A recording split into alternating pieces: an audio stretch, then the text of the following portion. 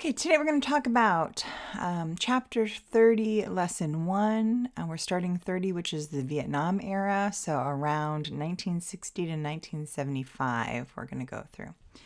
All right, so Lesson 1, you need to get in your time machine in your head and go backwards a little bit. You know how your book does this? It kind of talks about thematically, and so sometimes, you can't tell everything in a nice little time order. So I need you to go back in your head to Kennedy is just becoming president, okay? So if you remember, there was the Cold War, right? And so he's elected in 1961, and he's, handed a lot of these problems and ongoing problems with the Soviet Union and communism, right? So, one thing that happened during this time was that Kennedy decides to increase the spending on nuclear missiles. He led Americans to believe that the Soviet Union had more than we did, and that would be dangerous. At the same time, he's trying to get the Soviets to ban nuclear testing, okay? The leader of the Soviet Union at this point is Nikita Khrushchev. Okay, and so he does a lot of other things too to kind of prepare and try to prevent communism from, being dangerous for us. Okay, so one of his ideas was called flexible response. And remember that it's pretty well known that some countries are prone to going communist if they're like influenced or they think that having it might be better for their country. So he's going to do a series of things to try to help their country stave off communism. So one of them, in flexible response, is he's going to provide military training for their people in the new guerrilla warfare tactics that are being used. If you remember, right, in a lot of previous wars, right, everything was more organized and you marched out in a field and just, shot at each other. And now, warfare has become more ambush style and a different kind of warfare. So he's going to help make sure we are trained and then help some of our other friends to make sure they're trained. Okay, and this new group called the Special Forces, you've probably heard of them, or they're all often called Green Berets for the hat that they wear. And they're going to specifically be these really well-trained troops that are also going to go out and help train our other neighbors, okay? We also are going to help our neighbors in monetarily. We know that poverty is one of the things that makes you, possibly turn communist because the communism promises it's going to make it fine for everyone. They're going to make equality, right? Supposedly no one's going to be rich and no one's going to be poor. Everyone's going to be the same. So if you're really in a poor country struggling, that might seem good, right? So Kennedy has a plan that if we help our Latin American neighbors who are poorer, then they won't be, right, susceptible to this. So it's called the Alliance for Progress. It was a 10-year plan to try to help Latin America and financially. So you can see there's some influence, like in Spanish, right? And one other program he did to also help other countries is called the Peace Corps, which you've probably heard of the Peace Corps. By the way, notice again, it looks like corpse, but remember I already told you that you say it corps. So this is another example. So Peace Corps is a program that's still around today where volunteers work for 2 years in other countries that are okay with, Americans coming to help. And you can help in any way that you can, right? Like a lot of people go and teach in other countries or healthcare. Or if you are, know a lot about farming, you can help. We can help in other countries to help build their farming up or different industries, things like that.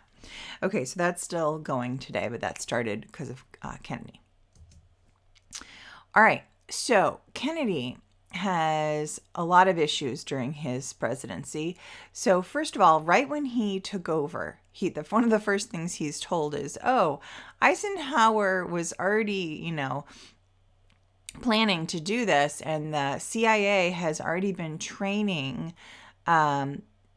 these rebels from Cuba." Remember how we talked about how Fidel Castro seized power and set up a communist dictatorship? That was before Kennedy was in power, right? It was in 1959. So the CIA has been training their rebels that have been kicked out of Cuba. And he basically tells those, CIA tells these exiles, "We're going to help train you up, and you're going to go back and you're going to take your country back," right? And so we help train them and have this plan for helping them go back and upset Cuba, because it makes us nervous, right? Having a communist government so close to us, right? And Cuba is, if you don't know, only just 90 miles off of South Florida. So, Kennedy listened to them. The military advisors and the CIA agents told him that it's going to be easy. We're already, like, it's a go. Don't worry. And he okayed it, although he was, kind of uncomfortable with it. And unfortunately, Kennedy, he didn't feel comfortable making it clear that Americans were involved in this, right? If it's their own people going back, that's one thing. But if Americans are helping, then Americans, right, are involved. So he tried to hide American involvement. I have a video I'll show you, but basically the few planes that he allowed to help, they were disguised to not look like American planes. And he refused to have, a big military support, and so that kind of ruined their plan of having air support. And so it was a combination of different other errors too, but basically in the bottom line, it ended up being a disaster. That the exiles, and they landed in the Bay of Pigs, and they were crushed within days, right? They were captured and killed, and so basically, it was very embarrassing for Kennedy, and he was pretty upset with, the military advice he was given. And also, he looked pretty bad, right? In the Latin American countries, the other countries started thinking that, you can't really trust him.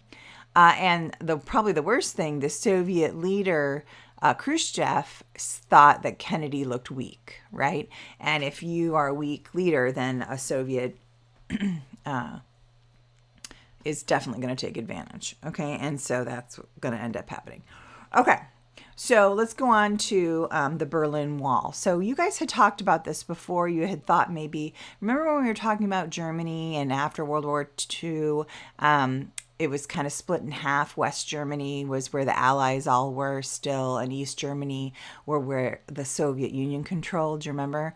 And we left it there, and not much has really changed.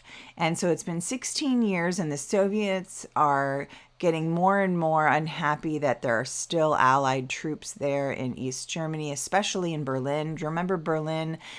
Was a major city, and it is actually all the way in the east side, but yet there's still some troops, Allied troops there in the western part of that city. So that's causing tension.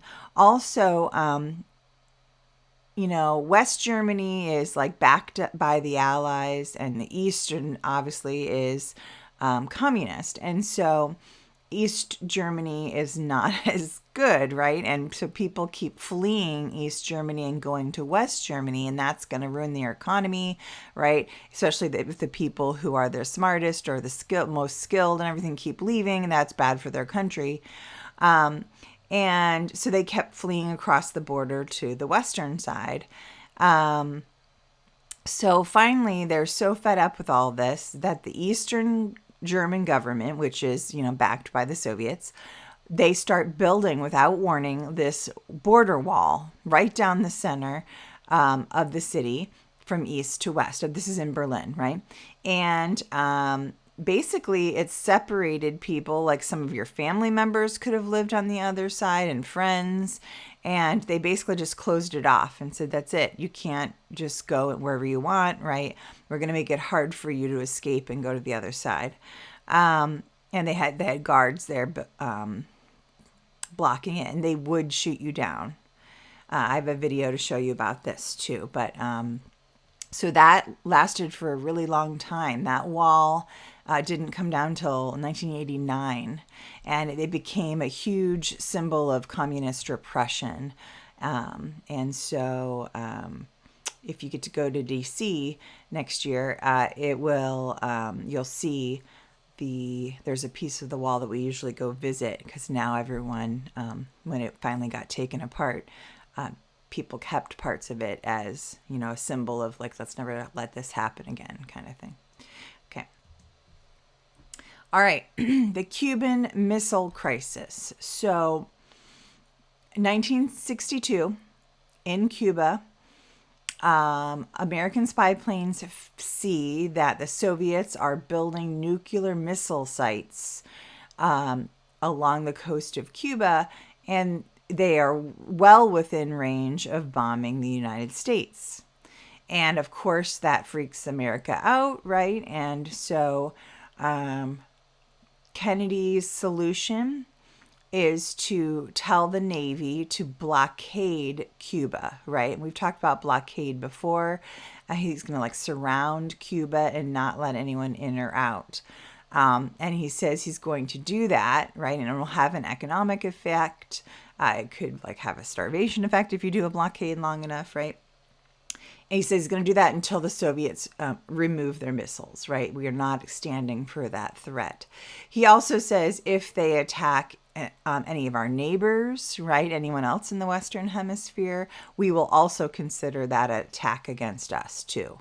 And if you remember, we've for a long time thought the whole Western Hemisphere was our like area to police, right, and be like the big brother to them. So, and we said it, and if you do that, then we'll attack the Soviet Union, because really know, right, that Cuba and the Soviet Union have joined forces, and it's really the Cubans who are have the power, right? So, to make a long story short, the Soviets give in 5 days after we, start that blockade. The Soviets turn their ships back around, and they agree that they're going to remove their missiles from Cuba. So this was a major thing. The video I show you today will do the much better job with all the detail about how close it was. There was one incident where 3 leaders of the Soviet military had to agree if they thought they were getting attacked for real, and luckily they avoided, real full-out war. I'll just let the video show it to you. But anyway, to make a long story short, it was pretty close, and so we do end up making an agreement that we will not invade Cuba, and the Soviets will, take their stuff out. And since it was so close that we almost did come to war, they then set up a hotline between Moscow and Washington directly, so that the leaders could talk in the future and not have to go through the, middlemen in the military, and maybe possibly a miscommunication could get us into war.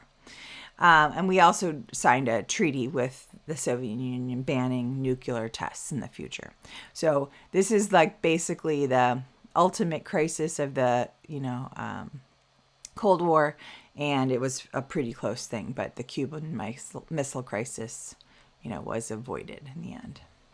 Okay, and then as you know, we're also having a lot of competition, I guess you'd say, with the Soviet Union in other ways. The big example of being the space race. The Soviet Union was the first to send someone to orbit Earth. That's Yuri Gagarin, if you don't know, that first picture there. And then, of course, we were close to follow just a month later with Alan Shepard making our first American space flight. Kennedy announces that America's going to, have a man on the moon by the end of the decade, which is a pretty big goal. So he puts the money towards it. He gets Congress to fund NASA, right? National Aeronautics and Space Administration. And they put the money in and they build a new control center in Houston, Texas, which is still there. And they expanded the Florida launching facility, which you probably know that's where they launch from today. John Glenn is going to be the first American to orbit the Earth in 62. Then finally in 69, we make our goal that Neil Armstrong is the first to land on the moon. The spacecraft was called Eagle.